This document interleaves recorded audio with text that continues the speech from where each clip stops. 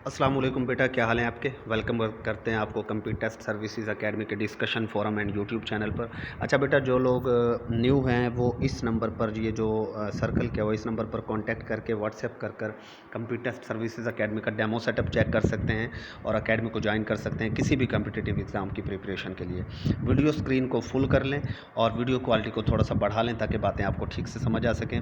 जो क्वेश्चन यहाँ पर करेक्ट किए गए हैं, जिनके अंदर कुछ मसाइल हैं या इंपॉर्टेंट क्वेश्चन हैं, उनकी एक्सप्लेनेशन आप समझिए ताकि आप समझ सकें और आगे चलकर जो न्यू क्वेश्चंस आते हैं पेपर्स में वो आपको समझ आ सकें।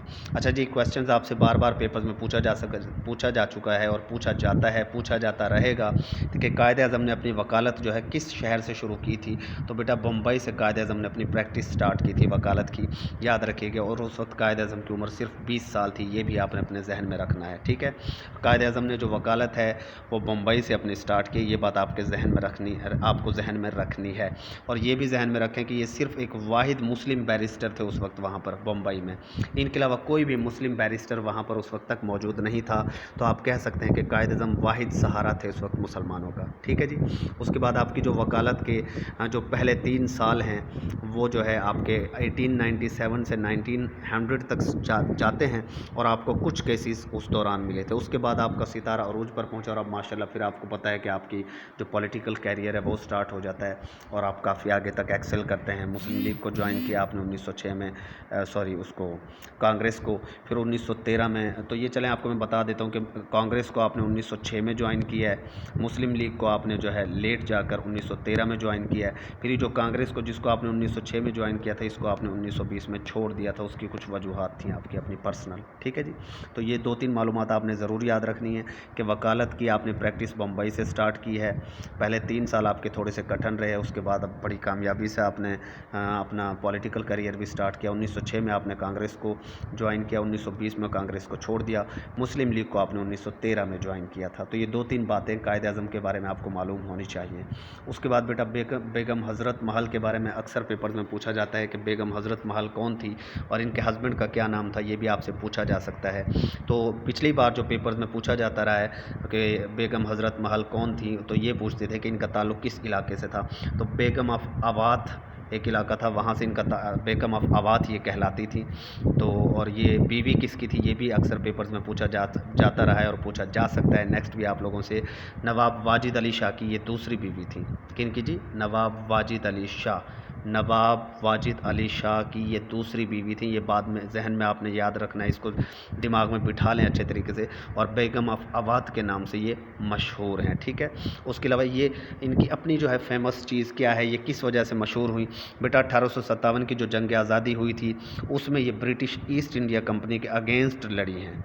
1857 की जंग आज़ादी में बेगम हज़रत महल या बेगम ऑफ अवाद जो हैं ये ब्रिटिश ईस्ट इंडिया कंपनी के मुखालिफ लड़ी हैं, लेकिन ज़्यादा इनको कामयाबी नहीं मिल सकी। ज़ाहिर है मुसलमान वो जंग आज़ादी हार गए थे, इसलिए इनको पनाह लेनी पड़ी नेपाल में जाकर। तो नेक्स्ट वो आपसे क्वेश्चन पूछ सकता है कि बेगम हज़रत महल जो बेगम ऑफ अवाद के नाम से मशहूर हैं, जिन्होंने 1857 की जंग आज़ादी ईस्ट इंडिया कंपनी के ख़िलाफ़ लड़ी थी, ब्रिटिश ईस्ट इंडिया कंपनी के ख़िलाफ़, उनकी डेथ किस मुल्क में हुई, उन्होंने किस मुल्क में जाकर पनाह ली और किस सन में उनकी डेथ हुई है?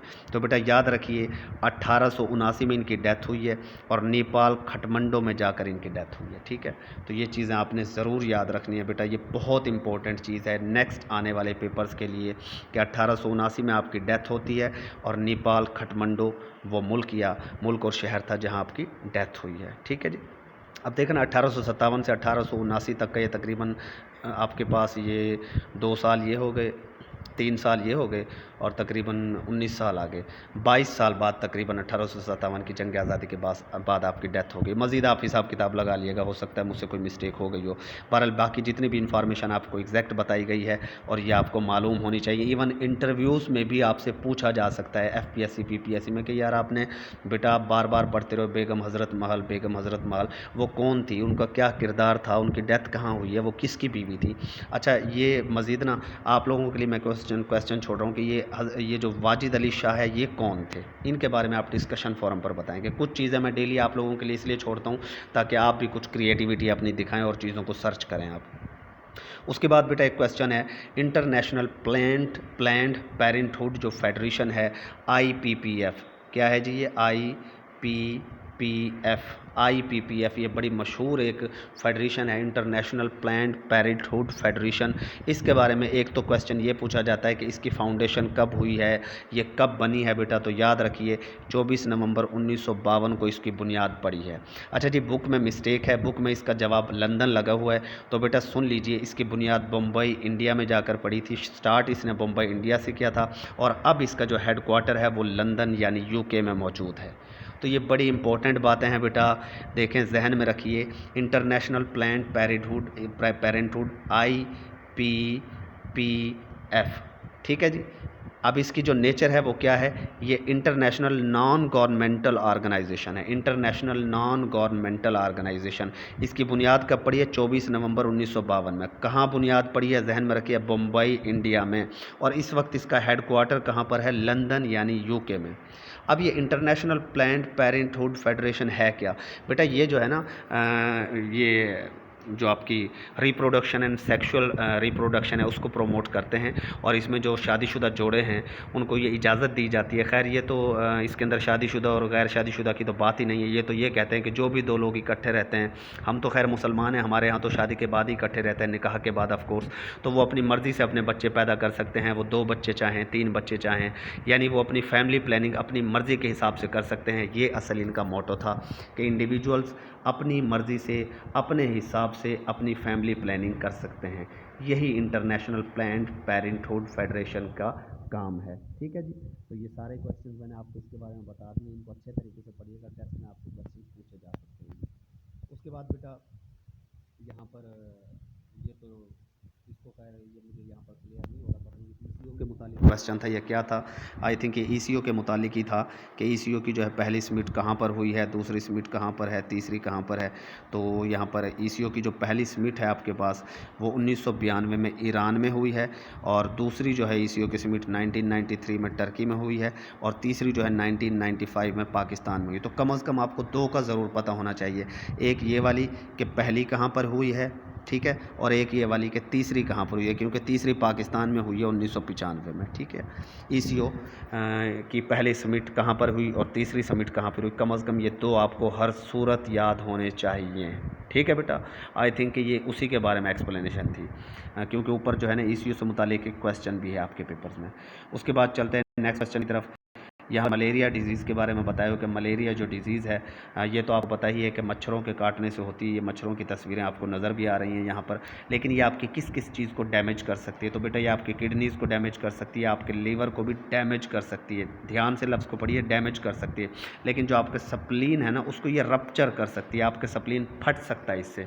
तो अक्सर बच्चे कन्फ्यूज़ हो जाते हैं पेपर्स में कि सर मलेरिया का जो डैमेज का जब पेपर्स में पूछा जाता है तो वहाँ पर वो ये कह देते हैं जी किडनी है, लीवर है या स्प्लीन है, तो वहाँ पर वो तीनों ऑप्शन देते तो क्या लगाएं। तो बेटा अगर तीनों ऑप्शन वो आपको दे देते हैं तो आपने स्प्लीन को टिक करना है, क्योंकि स्प्लीन को ये बहुत ज़्यादा डैमेज करता है, ठीक है। और अगर स्प्लीन का ऑप्शन ना हो, किडनी और लीवर का ऑप्शन हो, तो फिर आप लीवर को टिक करेंगे। सबसे कम नुकसान ये किडनी को पहुँचाता है, ठीक है। तो यहाँ पर मैं आपको तरतीब बता देता हूँ। पहले नंबर पर है स्प्लीन को नुकसान पहुँचाता है, दूसरे नंबर पर लीवर को नुकसान पहुँचाता है, और तीसरे नंबर पर ये किडनीज़ को नुकसान पहुँचाता है। तो स्प्लीन को मोस्ट सीवियर इफेक्ट इसका होता है उसके ऊपर, उसको सबसे ज़्यादा ये नुकसान पहुंचाता है। उसके अलावा बेटा मलेरिया की वजह से आपको ये भी पता है कि रेड ब्लड सेल्स की जो है कमी हो जाती है, और रेड ब्लड सेल्स की कमी होने की वजह से आपके जिस्म के जो टिश्यूज़ हैं उन तक ऑक्सीजन की कमी हो जाती है। और ऑक्सीजन की बेटा अगर आपके ब्लड बॉडी टिश्यूज़ को कमी हो जाए तो आप एनीमिया का शिकार हो सकते हैं। एनीमिया का मतलब ये है कि जब खून की कमी हो जाए तो आप हड्डियों का ढांचा बन सकते हैं। बच्चे जो है हड्डियों का ढांचा बन जाते हैं। हड्डियों का क्या बन जाते हैं बच्चे? ढांचा बन जाते हैं। और जो बच्चा हड्डियों का ढांचा हो, जिसके अंदर गोश्त पोश्त आपको नज़र ना आए, तो समझ लें वो एनीमिया का शिकार है। एनीमिया वैसे अलग से एक बीमारी है, लेकिन मलेरिया जो है ये प्रोसीड कर सकता है। सीवियर शक्ल अगर इसकी हो जाए और इलाज ना किया जाए तो ये एनीमिया की शक्ल इख्तियार कर सकता है। ख़ासतौर पर बच्चों को बहुत ज़्यादा मसाइल का सामना करना पड़ सकता है मलेरिया का अगर इलाज ना किया जाए। आई होप सो बेटा ये बातें आपको समझ आ गई होंगी।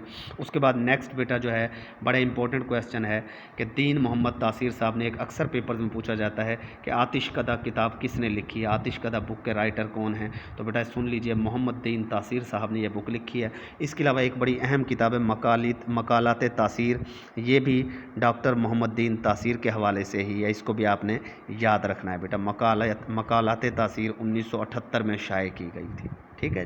तो ये ज़ाहिर सी बात है, मोहम्मद दीन तासीर के हवाले से पहले क्वेश्चंस पूछे गए हैं, तो मकालत तासीर के बारे में भी आपसे पूछा जा सकता है, जो 1978 में शाये हुई थी। उसके बाद देख लें नेक्स्ट पेपर के इंपॉर्टेंट क्वेश्चंस अगर यहाँ पर हैं तो यकीनन होंगे। हाँ जी, यहाँ पर एक क्वेश्चन है कि सबसे पहले वनडे इंटरनेशनल क्रिकेट में बात हो रही है बेटा, वनडे इंटरनेशनल की। वनडे से मुराद आपकी जो 50 ओवर्स की गेम होती है, उसके अंदर सबसे पहले 6 छक्के किसने लगाए थे। तो बेटा सुन लीजिए, एक होती है इंटरनेशनल क्रिकेट और एक होती है first class cricket. First class cricket वो होती है जिसमें जो क्रिकेटर्स हैं वो अपने मुल्क में, अपने मुल्क की मुख्तलिफ टीमों के अंदर ही खेलते हैं, किसी बैंक की तरफ से खेलते हैं, आर्मी की तरफ से खेलते हैं, वापडा की तरफ से खेलते हैं, या वो क्लब्स के अंदर खेलते हैं। तो वो क्लब क्रिकेट या फर्स्ट क्लास क्रिकेट होती है ना, वो इंटरनेशनल क्रिकेट से अलहदा होती है। तो इंटरनेशनल क्रिकेट से हटकर अगर फर्स्ट क्लास क्रिकेट की बात की जाए तो गैरी सोबर ने सबसे पहले 50 ओवर्स में 6 छक्के लगाए थे, ठीक है जी। लेकिन अगर इंटरनेशनल क्रिकेट की बात की जाए बेटा, किस क्रिकेट की बात की जाए, इंटरनेशनल क्रिकेट की 50 ओवर्स की, तो हर्षल गिब्स एक प्लेयर है साउथ अफ्रीका का, उसने सबसे पहले 6 छक्के लगाए थे। तो यहाँ पर जो पेपर में आपसे बुक में जो पूछा गया है पीपीएससी में, वो पूछा गया है इंटरनेशनल क्रिकेट में सबसे पहले किसने 6 छक्के लगाए थे, तो वो हर्षल गिब्स राइट आंसर है, ना कि गैरी सोबर्स। ये बात जहन में रखिएगा। और अगर आपसे फर्स्ट क्लास क्रिकेट का पूछ लिया जाए तो Gary sober is the correct answer. अच्छा, ये तो हो गई 50 ओवर्स की बात आपसे। उसके बाद अगर पेपर्स में आपसे पूछ लिया जाए कि T20 क्रिकेट में, T20 क्रिकेट में सबसे पहले 6 छक्के किसने लगाए थे, तो बेटा वो इंडिया का जो प्लेयर है ना, युवराज सिंह ने सबसे पहले 6 छक्के लगाए थे, ठीक है जी। स्पेलिंग मिस्टेक हो सकती है, ज़ाहिर हिंदू का नाम है, मुझे नहीं पता इसकी क्या स्पेलिंग है, हो सकता है ठीक भी हो। तो युवराज सिंह ने सबसे पहले 6 छक्के T20 क्रिकेट में लगाए थे, और युवराज सिंह ने ये 6 छक्के इंग्लैंड के खिलाफ एक बॉलर है उनका ब्रॉड, उसको लगाए थे जी। तो ये भी आपसे पूछा जा सकता है। वैसे पूछना तो नहीं चाहिए इंडिया की क्रिकेट के हवाले से, लेकिन अफसोस के पाकिस्तान में लता मंगेशकर के बारे में पूछा जाता है, दिलीप कुमार के बारे में पूछा जाता है, तो ऑफकोर्स वो ये भी पूछ सकते हैं कि युवराज सिंह ने सबसे पहले T20 क्रिकेट में 6 छक्के जो लगाए थे, किस टीम के खिलाफ लगाए थे, तो वो टीम कौन सी थी बेटा, इंग्लैंड की टीम थी। और जो बॉलर था जिसको छक्के लगाए थे उसका नाम था ब्रॉड, ठीक है जी। तो ये मालूमात भी मैंने आपको बता दी। तो ऑफकोर्स आपको ये बातें अब याद हो गई होंगी कि 50 ओवर्स में सबसे पहले किसने लगाए थे जी 6 छक्के। मैं बार बार बातों को इसलिए रिपीट करता हूं ताकि आपको ये याद हो जाए। हर्षल गिब्स था साउथ अफ्रीका का प्लेयर, ठीक है जी, साउथ अफ्रीका से इसका ताल्लुक है, जिसने 50 ओवर्स में 6 छक्के लगाए थे लगातार 6 बॉलों पर। और T20 की अगर बात की जाए तो T20 में सबसे पहले युवराज सिंह जो कि इंडिया का खिलाड़ी है, उसने ब्रॉड को 6 छक्के लगाए थे, जिसका ताल्लुक इंग्लैंड से है, ठीक है बेटा। उसके बाद यहाँ पर दोबारा से वही चीज़ आ गई है कि आतिशकदा किताब किसने लिखी है, मोहम्मद दीन तासीर ने। तो आई होप सो बेटा आज का लेक्चर आपके लिए सूदमंद साबित होगा। नेक्स्ट लेक्चर तक के लिए अल्लाह हाफिज़, स्टे ब्लेस्ड।